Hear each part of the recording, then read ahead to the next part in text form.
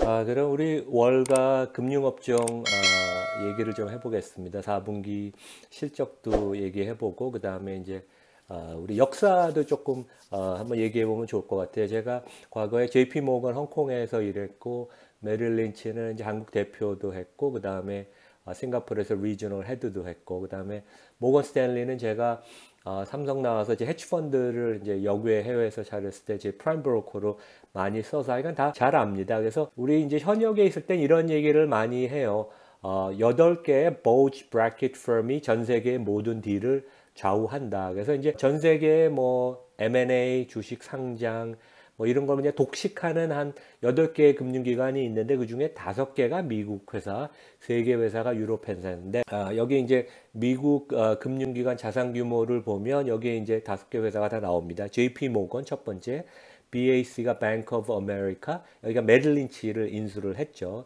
그다음에 C가 시티뱅크, 여기가 살로몬 스미스 바니를 인수했고, WLFC는 웰스 파고인데 여기는 이제 소매은행만 해서 도매는 전혀 뭐 영향력이 없습니다. 조금 하긴 하지만 그 다음에 골드만 삭스, 모건 스탠리. 그래서 골드만 삭스, 모건 스탠리, JP 모건, 시티, 그다음에 뱅크 오브 아메리카가 5군데고 유럽에는 UBS, 크레딧 스위스, 그 다음에 독일의 도이치뱅크 3개가 이제 합해서 8개가 bulge bracket firm이라고 하는데 유럽계들은 요즘 뭐 힘이 워낙 없어서 영향력이 없고 미국 회사에서도 JP 모건, Bank of America, Goldman Sachs, 모건 스탠리가 우뚝 서서 시티는 요즘 좀 뒤처지고 그럽니다. 그리고 실제 여러분들 뭐 아시는지 모르겠지만 JP 모건하고 모건 스탠리는 원래 같은 회사였어요. 그래서 같은 그 금융지주사에서 은행하고 증권을 같이 운영을 19세기 초에 하다가 대공황이 미국에서 1929년에 생기고 나서 너무 증권업이 리스키하다 그래서 글라스-스티글 액트라는 법이 제정이 되면서 금융사가 은행을 하든 증권사를 하든 둘 중에 하나를 택해라. 그래서 JP 모건은 우리는 은행을 하겠다고 택했고 거기서 이제 다른 생각을 하던 파트너들이 나와서 차린 게 모건 스탠리입니다. 그러면 이제 JP 모건은 지금 어떻게 증권을 하냐? 그래서 규제 완화가 1980년대에 생기면서 JP 모건이 점진적으로 증권업을 다시 라이선스를 땄고 제가 93년에 JP 모건 홍콩에 조인할 땐 이미 모든 주식 비즈니스를 완전히 할 수 있을 정도로 그 당시에는 뭐 5등, 7등 했는데 지금은 1, 2등을 하죠. 그래서 뭐 대단한 회사입니다. 농담으로 JP 모건 제가 90년대에 있을 때는 서울에 이제 사무소장 한 분밖에 안 계시고 홍콩에 저희 항사 몇 명이 있었는데 JP 이니셜이 김종필의 JP 그래서 한국 정치인이 초기 파트너였다 뭐 그런 농담을 저기가 여담으로 하고도 그랬습니다. 저희가 이제 그 월가 은행들 증권사들 얘기할 때는 회사보다 좀 특징이 있어요. 그래서 그걸 여러분들 아시는 게 좋을 것 같은데 JP 모건은 뭐 20세기 미국의 성장과 같이 한 마청 같은 그 대표적인 금융기관입니다. 뭐 항공모함 같죠. 그래서 은행 증권 다 공이 1등을 하고 저는 가장 그 인상이 깊었던 게 어떤 딜이 있을 때 이게 회사 JP모가 우리한테 당장 돈은 안 되고 손해가 날지라도 고객한테 좋은 거면 항상 추진을 합니다. 그래서 진짜 기업 문화가 좋았던 게 제가 기억에 남고 그래서 지금 우뚝 서는 그런 세계 최고의 인베스트먼트 뱅크 금융 지주사가 된 것 같고 뱅크 오브 아메리카는 그 존재감이 없었어요. 그냥 소매은행을 하는 우리나라로 치면 이제 국민은행 같은 데였는데 여기가 금융위기 때 메릴 린치를 인수를 하면서 아주 우뚝 섰죠. 그래서 이번 4분기 실적 때도 메릴 린치가 엄청나게 효자 노릇을 했고 그래서 뭐 아주 그냥 2위, 3위 하는 대단한 금융기관이 됐습니다. 시티는 옛날에 되게 좋았는데 아주 조직이 최근에 많이 망가져서 심지어 이제 한국 포함한 그 일부 소매 영업이 안 되는 데서 철수를 지금 하지 않습니까? 한국에서는 이제 뭐 충당금을 뭐 조 단위로 쌓는다고 그러는데 근데 여성 CEO 맥킨지 출신이 하는데 상당히 잘하는 것 같아요. 그래서 전략을 새로 짜서 턴어라운드를 시키는데 워낙 여기도 크니까 뭐 1, 2년 만에 턴어라운드는 안 되고 그런 그 불확실성이 있기 때문에 주가가 상당히 저평가돼 있다. 그다음에 이제 나머지 2군데가 모건 스탠리, 골드만인데 모건 스탠리는 진짜 팔방미인이에요. 주식, 채권, IB 다 잘하고 특히 여기가 최근에 잘하는 것은 웰스 매니지먼트하고 자산운용, 그러니까 안정적인 비즈니스 여기가 더 잘해서 가장 지금 제일 좋은 회사로 우뚝 서는 것 같습니다. 골드만삭스는 이제 유태계죠. 파트너들 보면 유태인들이 많고 그분 중에 또 일부가 블랙록으로 많이 또 파트너급으로 이동을 하고 그럽니다. 그래서 여긴 주식자라고 채권은 좀 약하고 헤지펀드들하고 아주 가까워요.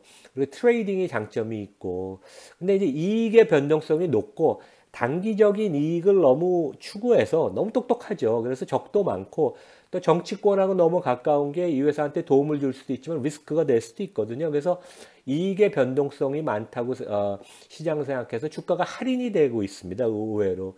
그래서 이번에도 보면 인건비가 너무 많이 올라서 주주보다는 임직원들을 너무 챙기는 거 아닌가 이제 그런 생각이 들고 그래서 저는 기본적으로 미국 금융업종을 2022년에 좋게 보는데 어떤 식으로 포트폴리오를 갖고 가는지 좋은지 제가 말씀을 드리겠습니다. 이번에 이제 어제까지 해서 이제 골드만삭스랑 뱅크 오브 아메리카, 모건 스탠리가 실적을 발표하면서 이제 다 마무리가 됐는데 2021년은 사상 최고의 이익을 월가가 시현을 했다 보면 IB 부문이 최고 성과를 냈고 M&A 딜, 기업 공개, 뭐 모든 게 다 역대급이었습니다. 그래서 그런 IB 부분의 그 딜이 지금 잔고가 많기 때문에 2022년 상반기는 상당히 좋을 것 같고 주식 채권 운영하고 트레이딩이 포함된 글로벌 마켓, 제가 이랬던 부분인데 여기는 4분기부터 좀 꺾이기 시작했어요. 모건 스탠리만 마켓 시어를 확대하면서 버티고 나머지는 많이 꺾였고 올해 가장 여기 이제 은행하고 증권을 같이 하는 데들 JP 모건, 뱅크 오브 아메리카, 시티한테 중요한 게 은행 부분이 실적이 작년 4분기부터 이제 본격적으로 개선이 돼서 올해 금리가 본격적으로 인상이 되면 예대 마진이 확대가 되면서 이자 순이익, 은행 비즈니스가 되게 좋아질 것입니다. 여기에 가장 레버리지가 큰 게 뱅크 오브 아메리카고 4분기 실적에서 가장 좀 안 좋았던 눈에 거슬렸던 것은 인건비가 너무 많이 늘었다. 그래서 골드만 같은 데는 작년에 인건비가 전년 동기 대비 33% 증가했고 반면에 모건 스탠리는 18%, 그 다음에 뱅크 오브 아메리카는 10%. 그러니까 골드만이 너무 임직원들 자기네들 갖고 가는 것만 챙기는 게 아닌가. 그래서 주가가 많이 빠졌죠. 그래서 그게 어떻게 보면 제가 다음 페이지에 설명하겠지만 지금 이제 월가의 최고의 인재들이 사모펀드와 빅테크, 구글, 페이스북, 아마존으로 많이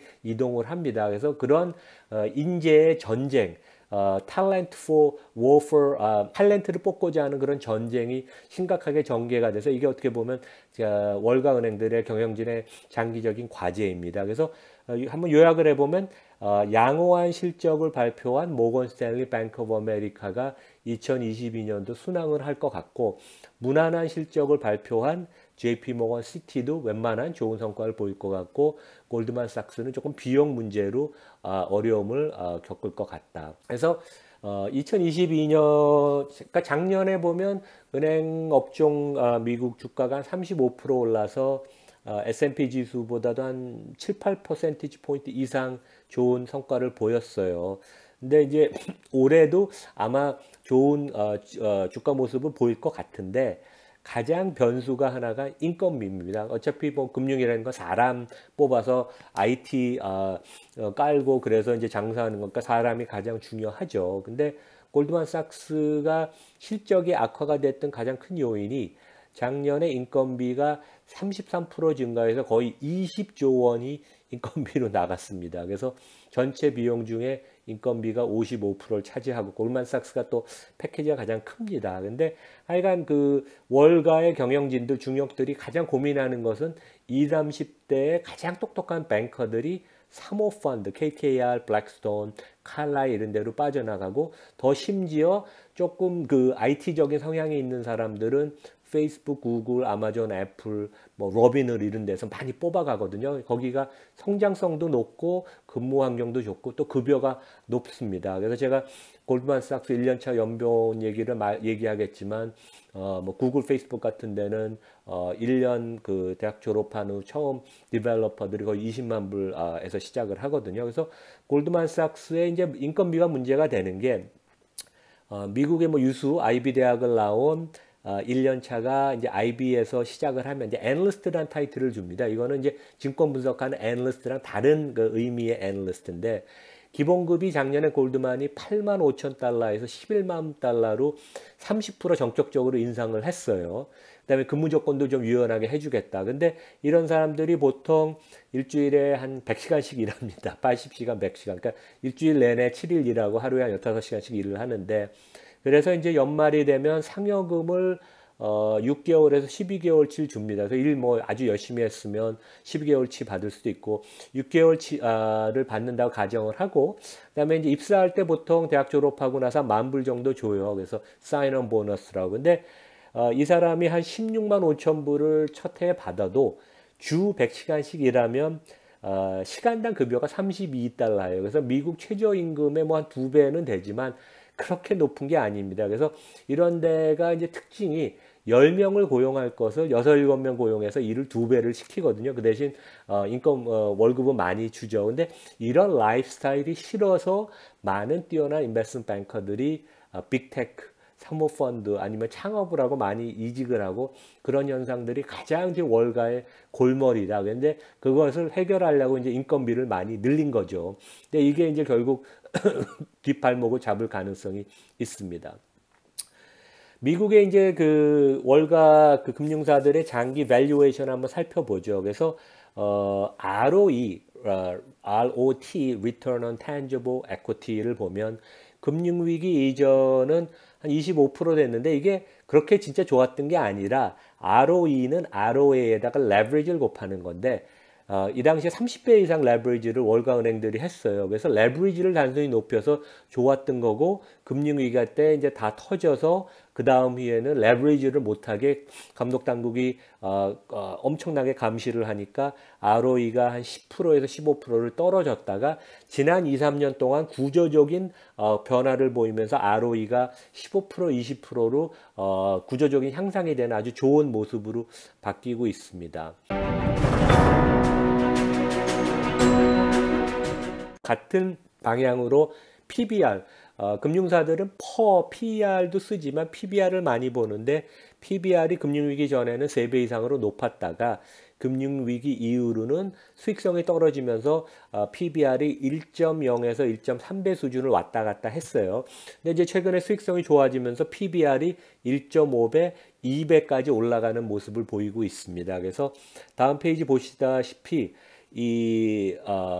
미국의 월감, 한국은행들도 이 지표를 그러면 똑같습니다. 그래서 세로 축에는 ROE, 그러니까 얼만큼 자기 자본 갖고 돈을 많이 버느냐. 그 다음에 가로 축에는 price to book, 그래서 장부가 대비 얼마나 높게 거래를 되느냐. 그래서 여기 보면 C가 시티뱅크인데 ROE도 남고 아직 정상화되지가 않았어요. 하지만 주가가 되게 싸죠. 그런 면에서 매력이 확실히 있습니다. 골드만삭스가 ROE가 중간 정도 수준 15%고 PBR이 한 1.3배 수준이고, 제가 좋아하는 모건 스탠리, 뱅크 오브 아메리카, JP 모건은 ROE도 높고 PBR도 높은데, 그거는 당연히 은행 경영을 잘하니까 증시에서 이제 프리미엄에 거래된다는 그런 얘기입니다. 그래서 이제 월스트리트 저널에서 이제 그 그림을 제가 하나 뽑아 봤는데, 증시는 그 JP 모건과 모건 스탠리의 이익의 안정성을 되게 좋아합니다. 그래서 두 은행 증권사는 PBR이 1.8배에 거래가 되고, 반면에 골드만은 최고의 인물이 있고 좋은 이익을 내지만 이익의 변동성이 커서 1.3배의 거래, 그러니까 디스카운트가 되는 거죠. 그만큼 불확실성이 있고, 이번에도 그렇게 급여를 많이 높인 것처럼 물론 사람을 잡을 수 있겠지만 주주한테 갈 몫을 임직원이 나눠 가졌다는 얘기죠. 그런 면에 있어서 골드만이 할인이 됩니다. 그래서 제가 두 가지 은행을 좀 자세히 설명을 드리고 싶은데, 뱅크 오브 아메리카는 작년에 은행 업종이 성과가 좋았는데 은행 업종보다도 더 좋은 주가 상승의 모습을 보였고, 올해도 아마 좋은 주가 상승을 보이지 않을까 그렇게 생각을 합니다. 그래서 은행 증권 부분 다 호조를 보이고, 증권 부분은 아까 말씀드린 제가 근무했던 메릴 린치를 인수해서 여기가 주식을 워낙 잘하고 채권도 플랫폼이 좋아서 아주 지금 뭐 딜 파이프라인도 좋고 마켓 시어도 늘고 잘하고 있습니다. 근데 이 뱅크 오브 아메리카 가장 좋은 것은 은행 부분이 금년에 효자 노릇을 할 것이다. 이미 코로나가 터지고 나서는 미국 정부가 재정 자금을 워낙 많이 방출해서 기업하고 가게들이 자금이 너무 많았어요. 그래서 은행 대출을 받을 필요가 없었는데 작년 4분기부터 자금 대출 수요가 좀 늘기 시작해서 이미 작년 말 기준으로 기업 대출은 뱅크 오브 아메리카는 9%가 늘었고 개인 대출은 2%가 늘었습니다. 그래서 이 회사의 CEO인 브라이언 모히니안이 어제 한 얘기를 보면 금년에 페드가 연준이 금리를 올린다면 우리는 대출이 상당히 많이 증가할 것이고 특히 예대 마진이 확대가 되면서 은행 부분의 순이자 수입이 대폭 증가할 것이다. 그리고 비용 부분은 우리가 관리 가능할 수 있다. 그래서 상당히 좋은 모습을 보이고 그런 면에 있어서 턴어라운드를 계속 많이 할 것으로 보입니다. 그다음에 이제 저는 모건 스탠리를 우리가 이제 빅테크에서 애플이 정상적인 이익을 창출하는 그런 좋은 플랫폼으로 바뀌면서 주가가 재평가가 됐죠. 그 다음에 주주환원 친화 정책을 적극적으로 팀 쿡이 하면서 그래서 모건 스탠리가 월가에서 그런 모습을 보여서 상당히 좋아 보입니다. 그래서 작년에 아주 최고의 실적을 냈는데 가장 눈에 띄는 것은 여기는 워낙 주식은 잘합니다. 주식 부분은 더 승승장구를 하고 있고 더 좋은 것은 아주 이상적으로 증권 부문과 안정적인 이익을 내는 웰스 매니지먼트랑 자산운용 두 개 부분의 그 매출 비중이 50대 50의 황금 비율이 됐어요. 그래서 여기는 원래 웰스 매니지먼트가 컸는데 그 여기도 금융위기 이후로 스미스 바니의 웰스 매니지먼트를 전략적으로 인수를 해서 더 키웠고 그래서 작년에만 순자산 유입이 500조 원이 늘었습니다. 순자산의 유입이 잔액은 5조 달러에 육박되고 그다음에 자산운용 부분이 1조 5천억 달러 AUM쯤 되거든요. 그래서 평균 수수료가 50bp쯤 되니까 어마어마합니다. 그래서 이 회사의 CEO는 맥킨지하고 메릴린치에서 경영 수업을 받았던 호주계 미국인 제임스 고먼인데 아주 뛰어난 경영 능력을 발휘하고 아직 젊어서 좀 더 오래 할 것 같습니다. 어제 장기 수익성 목표를 상향 조정했어요. 그래서 우리는 작년에 달성한 ROTE 자기자본 수익률 20%를 초과달성한 것을 앞으로 지속적으로 하겠다 확정을 했고 다른 목표는 웰스 매니지먼트 PB들 조직의 세전이익률을 30% 이상으로 상향하겠다. 작년에 27%였는데 뭐 대단합니다. 그리고 주주환원을 확대하겠다. 그래서 작년에 이미 배당을 2배 늘린다고 발표를 했고 자사주 매입을 좀 더 적극적으로 해서 그래서 이미 PBR이 1.8배로 높지만 좀 더 레벨업이 되는 게 아닌가. 그래서 월가의 애플처럼 아주 황제주 같이 등극을 물론 규모로는 JP모건이 제일 크고 뱅크 오브 아메리카 더 크지만 기업 가치를 만드는 측면에서는 애플로 등극을 할 수 있다고 보이고 그런 면에서 이미 어제 오늘 주가가 되게 좋았는데 2022년에 우리가 가장 눈여겨봐야 할 금융주가 모건 스탠리 그 다음은 뱅크 오브 아메리카라고 할 수 있겠습니다. 오늘은 여기서 마치겠습니다. 감사합니다.